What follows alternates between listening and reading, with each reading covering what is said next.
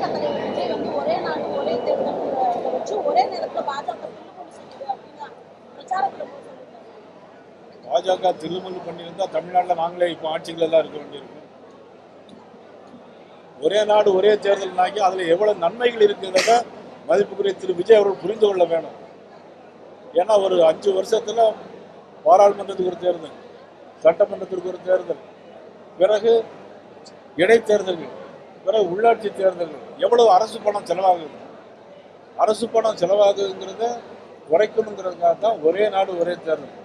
அவர் முன்னாடி அவருக்கு விஷயங்கள் அரசியல் தெரிஞ்சிருந்தா தெரியும். ஒட்டுமொத்தமாக ஒரே தேர்தல் ஆல் இண்டியா ஃபுல்லாக நடந்த காலங்கள்லாம் உண்டு.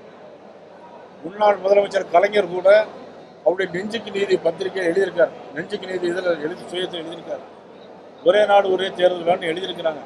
அதெல்லாம் அவங்கள படிச்சு பார்க்க சொல்லுங்க. சார், இப்போ டெல்லிக்கு வந்து எடப்பாடி பழனிசாமி போறாரு. அதை வந்து ஆளுங்கட்சி தரப்புல இருக்க கூட்டணி கட்சியில் என்ன சொல்றாங்கன்னா, என்ன பிரச்சனைனாலும் டெல்லிக்கு போக வேண்டிய நிலைமைக்கு அதிமுக தள்ளப்பட்டுருச்சு, ஆளுமையே இல்லைங்க அப்படின்னு, ஒரு வெற்றிடம் வந்துருச்சு அப்படின்னு பேசுறாங்க.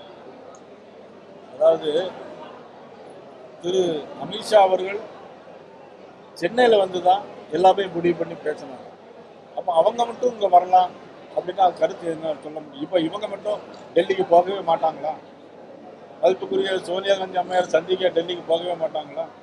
அதிமுக அதிகாரப்பூர்வமா ஒருத்தர் செங்கோட்டையன் போறாரு, அப்புறம் யாரோ ஜெயலலிதா மகள்னு ஒருத்தவங்க போய் அமித்ஷா பார்த்துட்டு வராங்க. இப்படி வரிசையா போறதுனால அவங்க விமர்சனம். அதிமுகவில் ஜனநாயகம் இருக்கு, அதனால எல்லாரும் போய் பார்க்குறாங்க. திமுகவில் ஜனநாயகம் கிடையாது.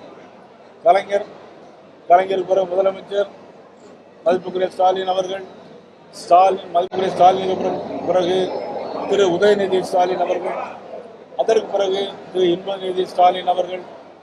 எங்க ஜனநாயகம் இருக்கு?